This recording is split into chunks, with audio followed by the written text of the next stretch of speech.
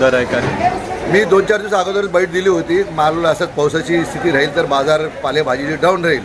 परंतु काल आणि परवा जंतर मंतर मध्ये झालेल्या घटनामुळे बाबासाहेबांचे नातू प्रकाश आंबेडकर साहेबांनी महाराष्ट्र बंद ठेवण्याचे निर्णय घेतला आहे. आणि त्यामुळे मुंबईमध्ये आज गिराक ज्या ठिकाणी कुर्ला, गवंडी, मानपूर या ठिकाणी बाबासाहेबांचे चळवळीचे लोक आहेत ते लोक कडक बंद ठेवलेले आहे. त्यामुळे PMCमध्ये गिराक आज आलेले नाही.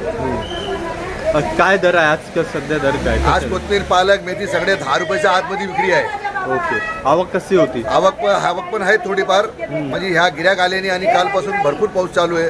रातभर पाऊस होता, ह्यामुळे गिराकने आले आणि बंदचा लोक घाबरून आज गिराक आल्याने ह्याचा परिणाम फक्त APMC मार्केट पालेभाजी आणि तरकारीवर भरपूर पडला आहे. पुढे काय वाटते, कसा राहणार बाजार?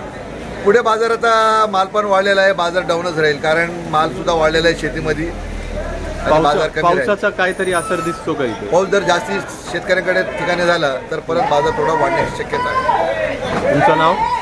इस्माईल शेख, APMC मार्केट व्यापारी.